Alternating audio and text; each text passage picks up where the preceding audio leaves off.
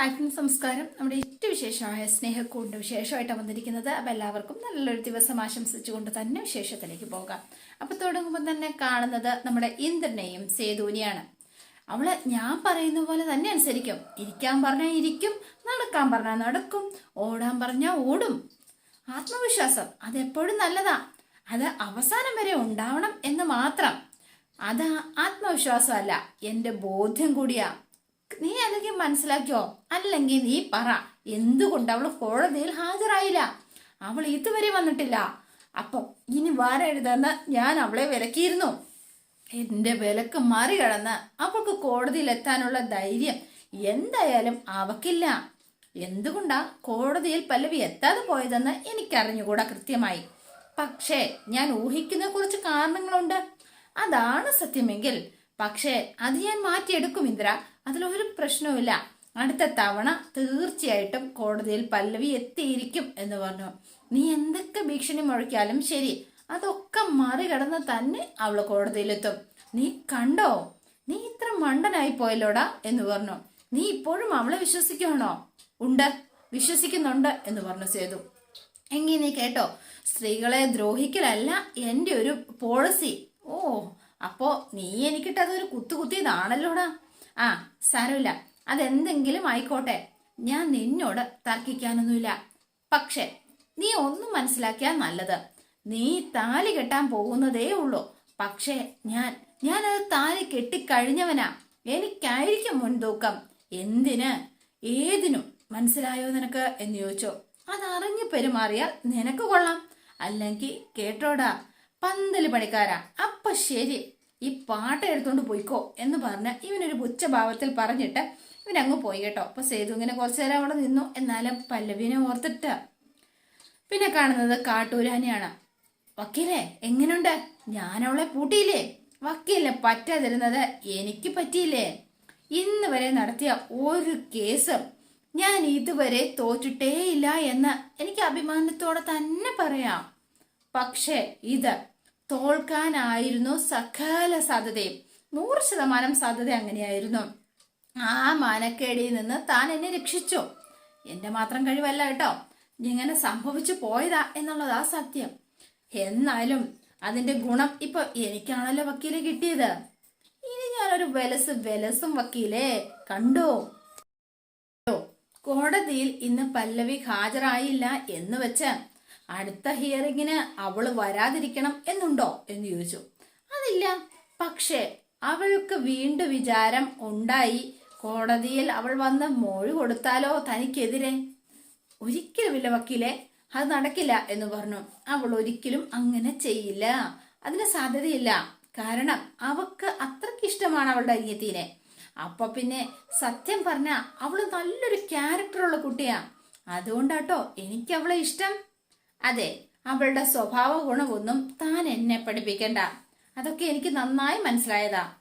സത്യം പറഞ്ഞ ഈ കൊരങ്ങന്റെ കയ്യിൽ പൂമാല പോലെയായി കാര്യങ്ങള്. അപ്പൊ ഈ കൊരങ്ങനാരാ? ഞാനോ എന്ന് ചോദിച്ചു. അപ്പൊ അല്ലേ എന്നുള്ള മട്ടില് വക്കീല്. എന്നാ വക്കീലെ, ഞാനൊരു സത്യം പറയാം. എന്നാ പറ. ഞാൻ തന്നെയായിരുന്നു കൊരങ്ങൻ. അവള് എന്റെ കയ്യിൽ കിട്ടിയ ഒരു പൂമാല തന്നെയായിരുന്നു. പക്ഷെ വക്കീല് ഒരു കാര്യം മനസ്സിലാക്കണം. അവളെ ഞാൻ ഇഷ്ടപ്പെടുന്നുണ്ട്, ഒരുപാട് ഇഷ്ടപ്പെടുന്നുണ്ട്. എത്രയോ പെൺകുട്ടികള് എന്റെ ജീവിതത്തിലൂടെ കടന്നു പോയിട്ടുണ്ട്. അവരോട് ആരോടും തോന്നാത്ത ഒരിത്. ഏത്? ഓ, അത്. ആ, മനസ്സിലായി. എനിക്ക് പല്ലവിയോട് മാത്രം അതുണ്ടായി. അതെന്താ വക്കീലെ അതിന്റെ കാരണം എന്ന് ചോദിച്ചോ. സംഭവം ഒക്കെ കൊള്ളാം, പക്ഷേ ഒരു കാര്യം ഉണ്ടല്ലോ. ഒരു പോയിന്റ് നമ്പർ 2, അവള് വീണ്ടും കോടതിയിൽ വന്നില്ല എന്ന് തന്നെ ഇരിക്കട്ടെ. കേസ് നമ്മൾ ജയിച്ചു എന്നും ഇരുന്നോട്ടെ. എന്ന് വച്ച് തനിക്ക് അവളെ കിട്ടണമെന്ന് യാതൊരു നിർബന്ധവും ഇല്ല ഇന്ദ്ര. അത് താൻ എന്താ അറിയത്തില്ലേ? ഡിവോഴ്സ് വേണം എന്നുള്ള പെറ്റീഷൻ ചിലപ്പോൾ തള്ളിക്കളയുമായിരിക്കും. തൻ്റെ ഒപ്പം ജീവിക്കണോ വേണ്ടയോ എന്ന് കോടതി ഒരിക്കലും ഇൻസിസ്റ്റ് ചെയ്യില്ല. അത് വ്യക്തിപരമായ കാര്യം. നിയമത്തിന് ഒരിക്കലും അങ്ങനെ നിർദ്ദേശിക്കാൻ പറ്റുകയുമില്ല. എന്ന് വെച്ചാൽ കേസ് ജയിച്ചാലും പല്ലവി തന്റെ സ്വന്തമാകണം എന്നുണ്ടെങ്കിൽ കടമ്പകൾ ഒരുപാട് ഇനിയും കടക്കേണ്ടി വരും. കടമ്പ, മനസ്സിലായോ? എല്ലാം ഇവിടെ വരെയും എത്തിയില്ലേ വക്കീലെ? നമ്മൾ വിചാരിച്ചിരുന്നോ ഇങ്ങനെയൊക്കെ സംഭവിക്കുമെന്ന്? പക്ഷെ ആദ്യ കേസ് ഒന്ന് കഴിഞ്ഞോട്ടെ, എന്നിട്ടല്ലേ പല്ലവി എന്റെ ഒപ്പം ജീവിക്കാൻ വരുമോ ഇല്ലയോ എന്നൊക്കെ ചിന്തിക്കേണ്ടത്. അല്ലേന്ദ്ര? വരും വക്കീലെ, വരുംന്ന് തന്നെയാ എന്റെ മനസ്സ് പറയണത്. ഇന്ന് വരാത്ത അവള് നാളെ ഇന്ദ്രപ്രസ്ഥത്തിലേക്ക് അവള് വരും. ഐ എം ഷുവർ എന്നൊക്കെ പറഞ്ഞു ഭയങ്കര ഇതാണ്. എന്തൊക്കെയാണ് ഞാൻ പറയുന്നത്? അതേ വക്കീലെ, ശരിക്കും സത്യം എന്നാ ഞാൻ പറഞ്ഞത്. മനസ്സിലാവുന്നുണ്ട്. എന്നിട്ട് ഇന്ദ്രൻ വീട്ടിലേക്ക് പോയി. പിന്നെ കാണുന്നത് സേതുവിനെയാണ്. അപ്പൊ സേതു നേരെ കോളേജിലേക്ക് എത്തിയിരിക്കുകയാണ്. അപ്പൊ ഒരു ടീച്ചർ വന്നിട്ട് പല്ലവി ടീച്ചറിനെ കാണാൻ ആരോ വന്നിട്ടുണ്ട് എന്ന് പറഞ്ഞു. സേതു വന്നു, മോന്ന് കാണിച്ചു. എന്നിട്ട് ആള് പുറത്തേക്ക് ഇറങ്ങി പോയി കേട്ടോ. അപ്പൊ പല്ലവി പതുക്കെ പുറത്തേക്ക് ഇറങ്ങി ചെല്ലുകയാണ്. സേതു ഏട്ടാ എന്ന് വിളിച്ചു. പല്ലവി, ഒറ്റ ചോദ്യത്തിന് ഉത്തരം, അത് മാത്രം മതി. അവൻ ഭീഷണിപ്പെടുത്തിയോ ഇല്ലയോ എന്ന് ചോദിച്ചു. അത് പിന്നെ സേതു ഏട്ടാ, ഞാന് എന്തൊക്കെ പറഞ്ഞു? ഞാൻ ചോദിച്ചില്ലേ, എനിക്കറിയാവുന്ന പല്ലവി ഇങ്ങനല്ല. വെല്ലുവിളികൾ വരുമ്പോൾ വെല്ലുവിളി നേരിടുക അല്ലാതെ ഒളിച്ചോടിയിട്ടില്ല. ഇന്ന് അവൾ ഓടിയിട്ടുണ്ടെങ്കിൽ അതിന് തക്കതായൊരു കാരണം ഉണ്ടായിരിക്കും. എനിക്കത് അറിഞ്ഞേ പറ്റൂ. ഭീഷണിപ്പെടുത്തി അല്ലേ പല്ലവി? അപ്പൊ പല്ലവി അവിടെ നിന്ന് കാര്യമാണ് കേട്ടോ. അതെ എന്ന് പറഞ്ഞു. ശരി, സമ്മതിച്ചു. അപ്പോൾ ഞാൻ പ്രതീക്ഷിച്ചതുപോലെ തന്നെ അവൻ ഭീഷണിപ്പെടുത്തുക തന്നെ ചെയ്തല്ലേ? പാറുവിനെ ഉപദ്രവിക്കും എന്നായിരിക്കും പറഞ്ഞത്. എന്താ ശരിയല്ലേ? ആ എന്ന് പറഞ്ഞു. പാറുവിനെ ഒന്നും ചെയ്യാതിരിക്കണമെങ്കിൽ കേസിൽ നിന്ന് മാറണം എന്നായിരിക്കും അവൻ പറഞ്ഞിട്ടുണ്ടാവുക. അതെ, അപ്പോ അതങ്ങ് സമ്മതിച്ചു. വീരശൂര പരാക്രമിയായ പല്ലവി ടീച്ചർ. കഷ്ടമുണ്ട് എന്റെ പൊന്നു ടീച്ചറെ. ഇങ്ങനെയൊന്നും അല്ല പല്ലവിയെ കുറിച്ച് ഞാൻ വിചാരിച്ചു വെച്ചത്. അവൻ വന്ന് എന്തോ പറഞ്ഞപ്പോ പെട്ടിയെടുത്തോണ്ട് ഓടി. എന്റെ അനിയത്തിയാണ് പാറു. അവക്ക് എന്തെങ്കിലും സംഭവിക്കുന്നത് എനിക്ക് സഹിക്കാൻ പോലും പറ്റില്ല എന്റെ സേതുവേട്ടാ. അതുകൊണ്ടാ നമ്മൾ ഒരുപാട് കഷ്ടപ്പെട്ടില്ലേ പല്ലവി ഈ കേസ് ഇവിടെ വരെ എത്തി. എന്തൊക്കെ ചെയ്തു? ഒറ്റ നിമിഷം കൊണ്ട് അതൊക്കെ വെറുതെ ആക്കി കളയണം എന്നാണോ? അങ്ങനെ ചെയ്യരുത് പല്ലവി. ചെയ്താൽ അത് ഒരുപാട് പേരോട് ചെയ്യുന്ന ഒരു നന്ദികേടായി പോകും. അത് ദ്രോഹമായി പോകും. ഇന്ദ്രന്റെ ഭീഷണി നമ്മൾ നേരിടും, എന്ത് വില കൊടുത്തും. അപ്പൊ പാറുവിന് ഒന്നും സംഭവിക്കാൻ നമ്മളെ സമ്മതിക്കില്ല. ഈ കേസ് നമുക്ക് തൽക്കാലം ജയിച്ചേ പറ്റോ. അതിൽ നിന്ന് പിന്നോട്ട് പോവാൻ പാടില്ല. മനസ്സിലാവുന്നുണ്ടോ? അതിനു വേണ്ടിയിട്ടല്ലല്ലോ നമ്മൾ ഇത്രയും നാള് പാടുപെട്ട് മുന്നോട്ട് പോയത്. ആണോ? നീ പറ. അപ്പൊ മിണ്ടാതെ ഇങ്ങനെ നിൽക്കുക. എങ്കിലും നല്ല ടെൻഷനാണ് നമ്മുടെ പല്ലവിക്ക്. ആകെ സങ്കടപ്പെട്ടാ നിൽക്കുന്നത്. സ്വയം ചിന്തിച്ചു നോക്ക്, ഏതാ സ്വന്തമായി ചെയ്യുന്നത് തെറ്റാണെന്ന്. എനിക്കറിയില്ല സേതുവേട്ടാ, ഞാൻ ചെയ്യുന്നതാണോ ശരി തെറ്റാണോ എന്നൊന്നും. കേസ് ജയിക്കണമെന്ന് എനിക്ക് വലിയൊരു ആഗ്രഹമുണ്ട്. പക്ഷെ പാറുവിനൊന്നും സംഭവിക്കരുതെന്ന് അതെനിക്ക് വലിയ നിർബന്ധമാണ്. എന്റെ ജീവിതം നന്നാവുമ്പോ അവളുടെ ജീവിതം ഒരിക്കലും നശിച്ചു പോവാൻ പാടില്ല. എന്ത് ചെയ്യണമെന്ന് അറിയാത്തൊരവസ്ഥയിലാ സേതുവേട്ടാ ഞാൻ. എങ്കിൽ എന്തുകൊണ്ട് ഈ വിവരങ്ങളൊന്നും നേരത്തെ പറഞ്ഞില്ല? പേടികൊണ്ടാ, അല്ലെങ്കിൽ ഉറച്ചൊരു തീരുമാനം എനിക്കെടുക്കാൻ പറ്റാതിരുന്നത് കൊണ്ടാ പറയാതിരുന്നത്. ക്ഷമിക്കണം സേതുവേട്ടാ, എന്നോട് ക്ഷമിക്കണം എന്ന് പറഞ്ഞു. വേറെ നിവൃത്തിയില്ല. ചതിയാ ഞാൻ ചെയ്തതെന്ന് എനിക്കറിയാം. ഉറപ്പായിട്ടും എന്നെ ശപിക്കരുത്. ഡോ, ഞാൻ ശപിക്കാനോ? അതും തന്നെയോ? താൻ എന്തൊക്കെയാ പല്ലവി പറയണത്? ഒരു തെറ്റുപറ്റി, അതിനെ ആവർത്തിക്കരുതാ മതി. ഞാൻ ഉണ്ടോ തൻ്റെ ഒപ്പം. പിന്നെ താൻ എന്തിനാ ഇങ്ങനെ സങ്കടപ്പെടുന്നത്? അപ്പൊ പല്ലവി അവിടെ നിന്ന് കരയാ. ഇന്ദ്രനല്ല വേറെ ആര് വിചാരിച്ചിട്ടും തന്നെ ഒന്നും ചെയ്യാൻ പറ്റിയില്ലല്ലോ. അതുകൊണ്ട് പാറുവിനെയും നമ്മൾ രക്ഷിച്ചിരിക്കും. താൻ എന്തിനാ അത് ഓർത്ത് ടെൻഷൻ അടിക്കുന്നത് എന്ന് ചോദിച്ചു. അപ്പൊ സേതുവിന് വിഷമായി. പല്ലവിയുടെ സങ്കടമൊക്കെ കണ്ടപ്പോഴത്തേനും, താൻ വിഷമിക്കാതെ ഇങ്ങനെ ധൈര്യമായിട്ട് ഇരിക്കുക, സമാധാനമായിട്ടിരുന്നു. എന്താണെങ്കിലും ഇതിനൊരു വഴി നമ്മൾ കണ്ടെത്തിയിരിക്കും. നമ്മൾ ശരിയാക്കും പല്ലവി എന്ന് പറഞ്ഞു. അപ്പൊ പല്ലവി സേതുവിനെ കെട്ടിപ്പിടിച്ചെന്ന് കരയാട്ടോ. അപ്പൊ സേതു ആശ്വസിപ്പിച്ച് കുറെ നേരം. പിന്നെ വേണ്ട വക്കീലിനെ കാണാനായിട്ട് എത്തിയിരിക്കുകയാണ് പല്ലവിയും അതുപോലെ തന്നെ സേതുവും. അപ്പൊ വേഗം തന്നെ വക്കീലിന് ഗുമസ്താൻ പറയാണ്, ആള് നല്ല ദേഷ്യത്തിലാന്ന്. അതെങ്ങനെ ദേഷ്യം വരാതിരിക്കും? ചെയ്യുന്നത് ശരിയാണെന്ന് പല്ലവിക്ക് തോന്നുന്നുണ്ടോ എന്ന് ചോദിച്ചു. അപ്പൊ വക്കീലിന് ഊർമിള, എത്ര കഷ്ടപ്പെട്ട കേസ് നമ്മൾ ഇവിടെ വരെ എത്തിച്ചത്. അവസാന നിമിഷം കാല് മാറുക എന്ന് പറ. എന്നാ നീ മിണ്ടാത്തത് എന്ന് ചോദിച്ചു. അയ്യോ, കാല് മാറിയതൊന്നും അല്ല, പറഞ്ഞല്ലോ ആ ഇന്ദ്രന്റെ ഭീഷണി, അത് കാരണം അവൾ പേടിച്ചു പോയതാ. അത്ര ശക്തമായതുകൊണ്ടാ. പല്ലവിയുടെ ജീവിതമാണിത്. ഈ ജീവിതം നന്നാവുന്നതും മോശമാവുന്നതും പല്ലവി കാരണം മാത്രമായിരിക്കും. അത് താൻ ആദ്യം മനസ്സിലാക്കുക. ഞാൻ എന്തു ചെയ്യും? എൻ്റെ അനിയത്തി. എന്തനിയത്തി? അതെ, പല്ലവിക്ക് അനിയത്തി ഇഷ്ടമാണ്. ആ അനിയത്തിക്ക് ആ ഇഷ്ടം തന്നോട് തിരിച്ചുണ്ടോ? ഉണ്ടായിരുന്നെങ്കിൽ തിടുക്കപ്പെട്ട് ഇന്ദ്രനനിയനെ ഇത്ര വേഗം അവള് വിവാഹം കഴിക്കായിരുന്നോ? പറയാ, എന്താ നീ മിണ്ടാത്തത് എന്ന് ചോദിച്ചോ. എല്ലാവരും നോക്കുന്നത് അവരുടെ സുഖവും സന്തോഷവും മാത്രാണ്. അല്ല, പല്ലവി മാത്രം അത് ചെയ്യാതിരുന്നിട്ട് എന്താ കാര്യം? അത് പല്ലവിക്ക് മാത്രമാണ് നഷ്ടം എന്ന് പറഞ്ഞു. ഞാൻ കുറെ കുറ്റപ്പെടുത്തിയതാ വക്കീലെ. ഇനി വക്കീലൂടിയായ ആകെ സങ്കടമായി പോകും എന്ന് സേതു തന്നെ പറയാം. പല്ലവിക്കൊരു അബദ്ധം പറ്റിയേ, ഇനി അത് അവൾ ആവർത്തിക്കില്ല എന്ന് സേതു ഇങ്ങനെ പറയാ. അപ്പൊ പല്ലവി ഇങ്ങനെ മിണ്ടാതിരുന്നു. അപ്പൊ ഊർമിളയെ നിർത്തി. ശരി, കേസ് നടത്തുക എന്നുള്ളത് ഒരു ഗുസ്തി പോലെയാ. സമയത്തടിക്കണം. എതിരാളിക്ക് ചിന്തിക്കാനുള്ള ഒരു അവസരം പോലും കൊടുക്കാൻ പാടില്ല. അതാണ് കേസിന്റെ ഒരു ട്വിസ്റ്റ് എന്ന് പറയുന്നത് തന്നെ. മനസ്സിലായോ? ഫസ്റ്റ് പോസ്റ്റിംഗ് തന്നെ ഇങ്ങനായി.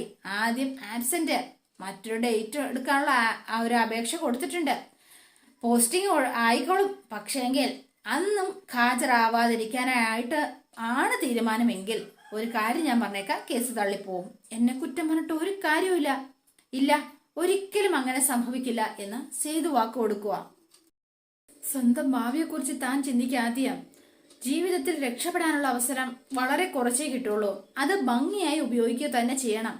പല്ലവിയുടെ കുറ്റം കൊണ്ട് കേസ് തള്ളിപ്പോയാ അത് വലിയ കഷ്ടമല്ലേ?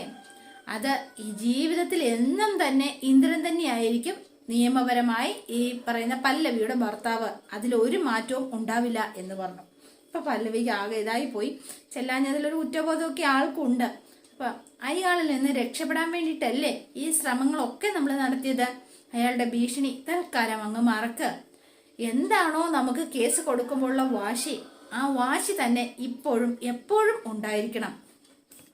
എന്താ പല്ലവി, ഞാൻ പറഞ്ഞത് കേട്ടല്ലോ അല്ലേ? ഇനി അടുത്ത പ്രാവശ്യം നമ്മൾ സ്റ്റേൺ ആയിട്ട് നിൽക്കും. എന്താ, ശരിയല്ലേ? അപ്പോഴും പല്ലവി ഒന്നും മിണ്ടിയില്ല. അപ്പൊ സേതു പറയാണ്, ഉറപ്പായിട്ട് നിന്നിരിക്കും.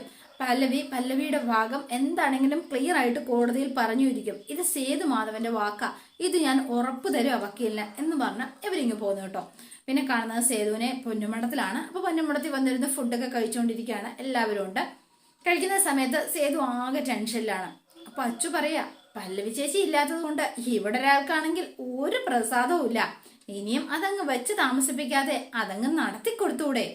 ഏത് എന്ന് ചോദിച്ചു പൂർണിമാമ. അല്ല, ഇവരുടെ കല്യാണമേ, അപ്പൊ പിന്നെ ഒരു ലൈസൻസ് ആവൂലോ. അതെങ്ങനെ നടക്കും? കേസ് നടക്കൂലേ, അത് കഴിയണ്ടേ? അല്ല, ആരും അറിയാതെ ഒരു മാല ഇട്ടാ മതി. അപ്പൊ പിന്നെ സേതു ഏട്ടന് വേണമെങ്കിൽ അവിടെ ചെന്ന് നിക്കാലോ. പിന്നെ സമാധാനമായിട്ട് ലൈസൻസോടെ നിക്കാലോ. അതാ ഉദ്ദേശിച്ചത്. അപ്പൊ സ്വാതി പറയാ, അതിനെന്താ, ഇപ്പോഴും വേണേ നിൽക്കാം. മാലയിടണം എന്നൊന്നും ഇല്ലല്ലോ എന്ന് സ്വാതിയ. അതൊന്നും വേണ്ട, നമുക്കൊരു നിലയും വിലയൊക്കെ ഉണ്ട്. അത് ആരുടെയും മുൻപിൽ കളഞ്ഞു കുളിക്കാൻ പാടില്ല എന്ന് പൂർണിമാമ പറഞ്ഞു. ഹാ വേണ്ട, അതൊന്നും ശരിയാവില്ല എന്ന് ബേബി ചേച്ചി. പിന്നെ ഒന്ന് നിർത്താമോ എന്ന് ഋതു ഉടനെ. ഭക്ഷണം കഴിക്കുന്ന സമയത്ത് പിന്നെയും അപ്പോഴും വെറുതെ ഓരോ സംസാരം എന്നൊക്കെ പറഞ്ഞാല് ഞങ്ങൾ സംസാരിക്കുന്നതുകൊണ്ട് നിനക്കെന്താ പ്രശ്നം? ഓ, എന്തൊക്കെ പറഞ്ഞാലും അവരും ഇവിടുത്തെ ആള് മാത്രമേ സംസാരിക്കാനുള്ളൂ, വേറൊന്നും സംസാരിക്കാനില്ലേ? ഉണ്ടല്ലോ, വിലക്കയറ്റത്തെ കുറിച്ചോ മുല്ലപ്പെരിയാറിനെ കുറിച്ചും ഒക്കെ സംസാരിക്കാം എന്നുടനെ ബേബി ചേച്ചിയുടെ വക ഒരു കമന്റ്. അപ്പൊ എല്ലാവരും ഇത് ചിരിക്കാട്ടോ. ഇനി അത് സംസാരിച്ചാലാണോ ഋതുവിന് ഇഷ്ടപ്പെടുക എന്നറിയില്ലല്ലോ. അപ്പൊ ഋതുവിനിട്ട് ആകെ കൊണ്ടു. എന്നിട്ട് എല്ലാവരും നിന്നങ്ങ് ചിരിക്കുക. മാതി കളിയാക്കിയത്, വിവരവും ഇല്ല, അതാ ഇപ്പൊ ഇങ്ങനെ സംസാരിക്കുന്നത് എന്ന് പറഞ്ഞു. അപ്പൊ ഇവരാരും മിണ്ടിയില്ല കേട്ടോ. എന്നിട്ട് ഋതു ഭക്ഷണമൊക്കെ വെച്ചിട്ട് എഴുന്നേറ്റ് പോവാണ്. ആൾക്ക് ദേഷ്യം വന്നു. ഋതു, മര്യാദയ്ക്ക് ഇവിടുന്ന് കഴിച്ചിട്ട് പോയേ, മതി, വയറ് നിറഞ്ഞോ, ഭക്ഷണം വേസ്റ്റാക്കാൻ പാടില്ല, അവിടെ ഇരിക്കടി എന്ന് പറഞ്ഞു. സൗകര്യം ഇല്ലെങ്കിലോ? നിന്നോട് മര്യാദയ്ക്ക് ഇരിക്കാനാ പറഞ്ഞത്, എടുത്ത ഭക്ഷണം മുഴുവൻ കഴിക്കാനാ പറഞ്ഞത്. ഇരുന്നില്ലെങ്കിൽ എന്തു ചെയ്യും എന്ന് ചോദിച്ചു. അപ്പൊ വേഗം ഭയങ്കര കലിപ്പിലിങ്ങനെ നിന്നു. ഇരിക്കടി അവിടെ എന്ന് കട്ടായം പറഞ്ഞു സേതു. പതുക്കെ അവിടെ ആളിരുന്നു. അപ്പൊ സേതുവിന്റെ വിധം മാറി എന്ന് കണ്ടപ്പോഴത്തേനും ഒന്നും മിണ്ടിയില്ല. അവിടെ തന്നെ ഇരുന്നു. സേതു ചാടി അങ്ങ് എഴുന്നേറ്റു. കലിപ്പിലാ പറഞ്ഞത്, പ്രതീക്ഷിച്ചില്ല നമ്മുടെ ഋതു. എന്നിട്ട് അവിടെ ഇരുന്ന് ഫുഡ് കഴിക്കുക. ഒരു നേരത്തിന് ആഹാരത്തിന് വേണ്ടി കഷ്ടപ്പെടുന്ന കോടിക്കണക്കിന് ആൾക്കാരുണ്ട് ഈ ഭൂമിയില്. അവരൊക്കെ പട്ടിണി കിടക്കുമ്പോ നിനക്ക് ഭക്ഷണം വേണ്ട, വേണ്ടെങ്കിൽ അത്രയും കുറച്ച് മാത്രമേ എടുക്കാൻ പാടൂ. പിന്നെ അതിന് ഭക്ഷണം കളയാൻ പാടില്ല. മര്യാദയ്ക്ക് അവിടെ ഇരുന്ന് കഴിച്ചോണം, മനസ്സിലായോ നിനക്ക് എന്ന് ചോദിച്ചു സേതു. അപ്പൊ പിന്നെ എല്ലാവർക്കും ചിരിയൊക്കെ വന്നു ഋതുവിന്റെ ഇരിപ്പ് കണ്ട്. എന്നിട്ട് മര്യാദയ്ക്ക് അവിടെ ഇരുന്ന് ഋതു ഭക്ഷണം കഴിക്കുക. അച്ചു ഫുഡ് കഴിച്ചോണ്ടിരിക്കുന്നതിനിടയ്ക്ക് വേഗം ചാടി എഴുന്നേറ്റ് പോയി വൊമിറ്റ് ചെയ്യുക കേട്ടോ. അപ്പൊ ഇത് കണ്ടിട്ട് എല്ലാവർക്കും വേറെ സന്തോഷാട്ടോ വന്നത്. മുഖമൊക്കെ തെളിഞ്ഞു. അപ്പൊ വേഗം തന്നെ ഇവിടെ ഇരിക്കുക എന്ന് പറഞ്ഞ പൂർണിമാമയും ബേബി ചേച്ചിയും കൊണ്ടവിടെ ഇരുത്തുക. അതെ, മോളിവിടെ ഇരിക്കുക. എന്തിനാ? അല്ല, ഓ എന്റെ പൊന്നു ബേബി ചേച്ചിക്ക് എല്ലാം അറിയാം. മോളിവിടെ ഇരിക്കുക എന്ന് പറഞ്ഞു. ഈ ബേബി ചേച്ചിയുടെ ഒരു കാര്യം എന്ന് പറഞ്ഞു. തലവേദന കൊണ്ടാ എന്ന് പറഞ്ഞു. ഒരു തലേണ വേണം. അയ്യോ, തല ഇറങ്ങുന്നുണ്ടാവുമായിരിക്കും. അതല്ല എന്റെ പൊന്നോ. ഏതല്ലാന്ന് പൂർണിമ ചേച്ചി? ഇന്ന് തന്നെ ആശുപത്രിയെ കൊണ്ടുപോകണം. അതിനെന്താ, സന്തോഷമുള്ള കാര്യം തന്നെയല്ലേ എന്ന് ചോദിച്ചു. അതെ, കുറച്ച് നാളത്തേക്ക് കുറച്ച് റെസ്റ്റ് എടുക്കണം. എല്ലാ ജോലിയും ഞാൻ ചെയ്തോളാം എന്നുടനെ സ്വാതി. ആ നല്ല, പിന്നെ നല്ല ഹോസ്പിറ്റൽസ് ഉണ്ട്, അവിടെ എവിടെയെങ്കിലും പോയാൽ മതി എന്നുടനെ പെട്ടെന്ന് തന്നെ നമ്മുടെ ഋതുവും പറഞ്ഞു. ഏട്ടന് എന്താണെങ്കിലും ഭയങ്കര സന്തോഷമായി. പിന്നെ എന്ത് ആഗ്രഹം ഉണ്ടെങ്കിലും ഏട്ടനോട് പറഞ്ഞാൽ മതി, ഏട്ടൻ സാധിച്ചു തരാം എന്നുടനെ ഏട്ടനും. ഷോ ഏട്ടാ, നിങ്ങൾ കരുതുന്ന പോലെയൊന്നും അല്ല. ഒന്നും നമ്മുടെ കയ്യിലല്ലല്ലോ അച്ചോ, എല്ലാം ദൈവമല്ലേ തീരുമാനിക്കുന്നത്. തരുന്ന എന്താണെങ്കിലും 2 കൈ നീട്ടി സ്വീകരിക്കണം. അത്ര മാത്രമേ സ്വീകരിക്കേണ്ട ആവശ്യമുള്ളൂ. അല്ല, അവൻ എവിടെ ഹരി? അവന് വിവരം അറിയുമ്പോ ഭയങ്കര സന്തോഷമായിരിക്കും. ഞാൻ പോയി ഒന്ന് പറഞ്ഞിട്ട് വരാം. അല്ല സേതുട്ടാ, കഴിച്ചിട്ട് പോവാ. ഇനി എനിക്കറിയില്ല, ഫുഡ് വേസ്റ്റ് ആക്കാൻ പാടില്ല എന്നുടനെ ഋതു. നീ പോടി അവിടുന്ന് എന്ന് പറഞ്ഞോണ്ട് ഭക്ഷണം ഇനി ഇത് കഴിഞ്ഞ് എന്ന് പറഞ്ഞു വേഗം തന്നെ സേതു നേരെ ഹാരിയുടെ അടുത്തേക്ക് ചെല്ലുകയാണ്. അപ്പൊ ഭയങ്കര ഹാപ്പിയിലായിട്ട് ചെല്ലുന്നത്. ആകെ നാണമായി, നമ്മുടെ അച്ചുവിന് സങ്കടവുമായി. ഇവരോട് ഇനി എന്ത് പറയും? എന്റെ പൊന്നോ, ആകെ പെട്ടത് തന്നെ. അപ്പൊ വേഗം തന്നെ അപ്പുറത്തേക്ക് മാറി നിന്നു അച്ചു. എന്നിട്ട് ഹാരിയുടെ ഫോണിലേക്ക് വിളിക്കുകയാണ്. ഇന്നത്തെ വിശേഷം അവസാനിക്കുന്നത്. ഇനി നാളത്തെ വിശേഷം ഇതിലും ഗംഭീരമാണ്. അപ്പൊ എല്ലാവരും വെയിറ്റ് ചെയ്യുക. നിങ്ങൾക്ക് ഇഷ്ടപ്പെട്ടുവെങ്കിൽ ലൈക്ക് ചെയ്യുക, ഷെയർ ചെയ്യുക, തൊട്ടടുത്ത ആ ബെൽ ബട്ടൺ കൂടെ ഒന്ന് ഞെക്കുകയാണെങ്കിൽ ഞാൻ ഇടുമ്പോൾ തന്നെ നോട്ടിഫിക്കേഷൻ ലഭിക്കുന്നതായിരിക്കും. പുതുപുത്തൻ വിശേഷമായിട്ട് എത്താം. Bye and see U.